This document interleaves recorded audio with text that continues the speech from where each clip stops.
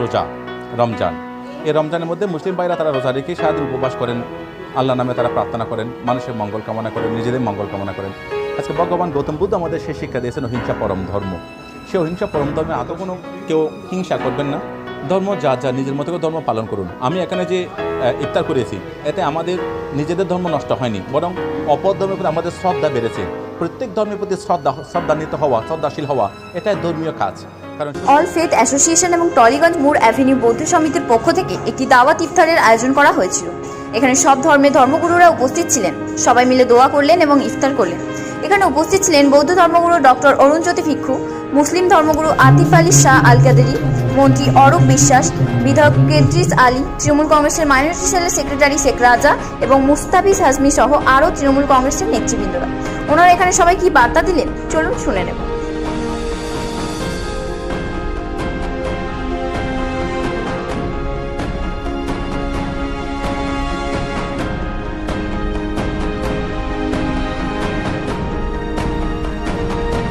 আমরা আজকের এই ডক্টর অরুণজ্যোতি ভিক্ষু মহারাজ, যিনি বৌদ্ধ ধর্মের ধর্মগুরু, ওনার উদ্যোগে আজকে সুন্দর একটা মহতী প্রোগ্রামের আয়োজন করা হয়েছে। আমরা এই কালচারটা মানুষের কাছে তুলে ধরতে চাই যে যেটা আমরা টিভিতে ওই 5টা থেকে রাত 10টা পর্যন্ত নর্মালি দেখি, হিন্দু মুসলিম লড়াই, ইন্ডিয়া পাকিস্তান লড়াই, চায়না ইন্ডিয়া লড়াই, একটা ইন্টারন্যাশনাল ইস্যুস যেগুলো আছে ওটা একটা আলাদা জিনিস, ওটার মধ্যে একটা জাস্টিফিকেশন থাকে, ওটার মধ্যে একটা ভ্যালিড রিজন থাকে। কিন্তু যখন একই ধর্মের মধ্যে আমার দেশের মধ্যে লড়াই লাগিয়ে কিছু রাজনৈতিক নেতারা নিজস্ব ফায়দা তোলার চেষ্টা করেন, আর কিছু বোগাস মিডিয়া যারা মাঝখানে এদেরকে লড়িয়ে নিজেকে টিআরপিতে থাকতে চায়, তাদের উদ্দেশ্যে আমরা মূলত এই বার্তাটা দিতে চাইছি যে মানুষের সঙ্গে মানুষকে লড়িয়ে, ধর্মের সঙ্গে ধর্মকে লড়িয়ে আপনারা লাভবান হতে পারবেন। এটা আমার জানা নেই এত সুন্দরভাবে প্রোগ্রাম সমস্ত ধর্মের মানুষকে নিয়ে এটা, যেমন এখানে বৌদ্ধ মন্দির সেই প্রাঙ্গণে ইফতারের আয়োজন, এটা খুব কম দেখা যায়। আমি এখানে বিশেষ করে ডক্টর অরুণজ্যোতি ভিক্ষু যেটা করলেন, এটা জাতীয় সংহতির প্রতীক।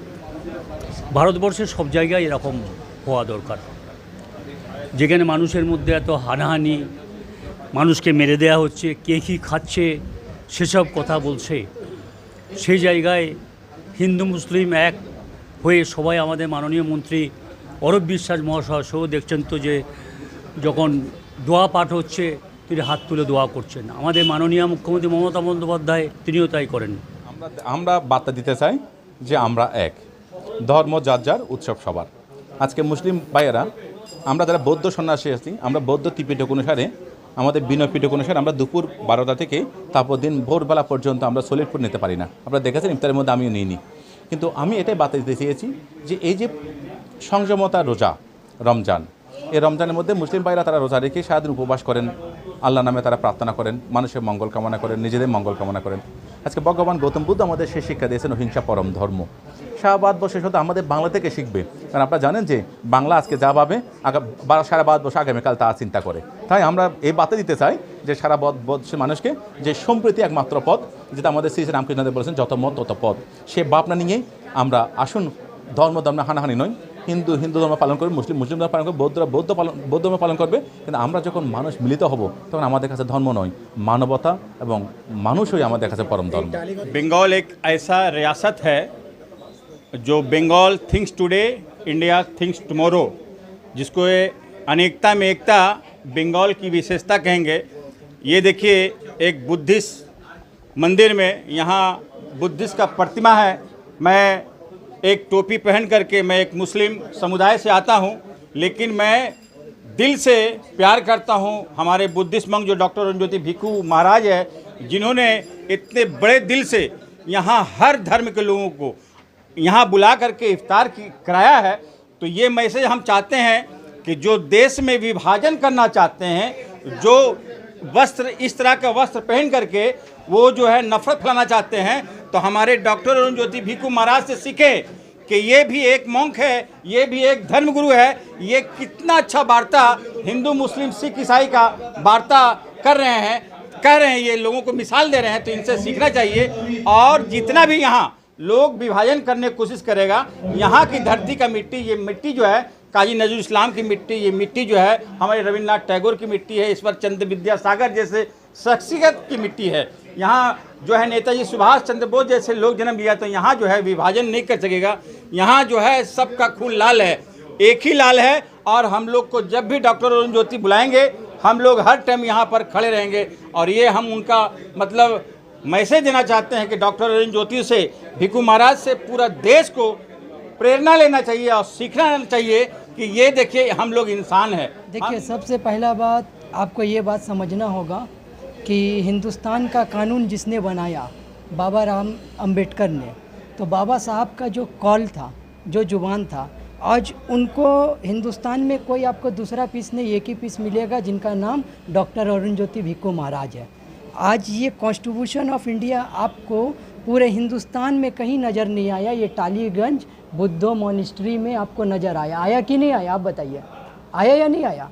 जहाँ मुसलमानों ने दुआ भी पढ़ा, जहाँ मुसलमानों ने रोज़ा भी खोला, और जहाँ मुसलमान के लिए नमाज़ पढ़ने के लिए यहाँ पर जगह भी मौजूद थी। तो इसको कहा जाता है एक अमन का पैगाम। और गुरु जी के बारे में मैं ज़्यादा कुछ नहीं बोलना चाहता हूँ, इतना बोलना चाहता हूँ कि हमारे प्रॉफिट मोहम्मद ने सिराते मुस्तकीम का रास्ता बताया था, जाने के सच्चा और सीधा रास्ता। तो बंगाल की सरजमीन में डॉक्टर अरुण ज्योति भिक्खू महाराज ही एक ऐसे शख्स हैं जो सिराते मुस्तकीम के रास्ते को मानते हैं और उन पे चलते हैं। शुक्रिया। जैसे आपने कहा कि मिलन उत्सव किया जा रहा है, राइट, तो यही तो इंडिया है। हम क्रिसमस भी मनाते हैं, हम दिवाली भी मनाते हैं, हम दुर्गा पूजा भी मनाते हैं, हम सिख पर्व भी मनाते हैं, तो हम रमज़ान भी मनाते हैं। यही तो इंडिया है। आप देखिए, इंडिया की सबसे अच्छी खूबसूरती यही है। आप किसी भी कंट्री में जाइए, ज़्यादातर दुनिया के डिफरेंट कंट्रीज़ में आपको कोई पर्टिकुलर रिलीजन बेस्ड ज़्यादातर कंट्री होती है, पर India is the best example जहां हर रिलीजन के लोग खुशी खुशी अपने सारे त्यौहार, सुख दुख सब एक साथ मिलके मनाते हैं। और देखिए, ये एक्चुअल इंडिया की ब्यूटी है। अक्सर वो नहीं जो आप शाम के 9 बजे डिफरेंट न्यूज़ चैनल में शाम में एक डिबेट देखते हैं जिसमें डिफरेंट रिलीजियस ग्रुप एक दूसरे को क्रिटिसाइज़ करते हैं।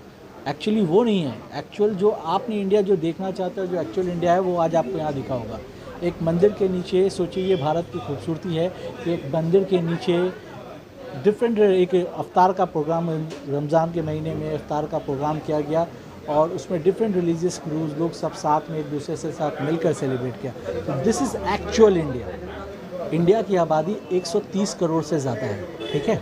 अब 130 करोड़ में अगर मान लीजिए मैं 1 लाख भी पकड़ता हूँ तो 1 लाख की कोई वैल्यू है? अगर मान लीजिए कुछ लोगों की थॉट में नफ़रत वाली फीलिंग है तो मैं उनको प्रेफरेंस नहीं देता। अगर मान लीजिए 5% के लोग अगर वैसी सोच रखते भी हैं जो एक दूसरे के रिलीजियस सेंटीमेंट को हर्ट करने की बात करते हैं या एक दूसरे को नुकसान पहुंचाने की बात करते हैं, देखिए India is a democratic country. यहाँ पे मेजॉरिटी की बात सुनी जाती है, सरकार भी उनकी बनती है जिनके पास मेजॉरिटी वोट होती है, राइट। तो अगर आप मेजॉरिटी पॉपुलेशन ऑफ इंडिया की बात करेंगे तो मेजॉरिटी ऑफ इंडिया के जो लोग हैं वो भाईचारगी के सपोर्ट में हैं, वो नफ़रत के सपोर्ट में नहीं है। मैं कॉमन पब्लिक से मैं आपको बोलता हूँ, आप जाइए कॉमन रैंडम 1000 लोगों से पूछिए और आप उनसे पूछ के आप सर्वे कीजिए कि कितने % लोग इस चीज़ के फेवर में हैं और कितने % लोग साथ में प्रोग्राम सेलिब्रेट करना, फेस्टिवल सेलिब्रेट करना, एक दूसरे का सुख दुख सेलिब्रेट करना, साथ में की बात करते। तो India is a secular country, India is a democratic country और India is a perfect example जहाँ पे सारे रिलीजन बहुत हैप्पीली एक दूसरे को सपोर्ट करके रहते हैं।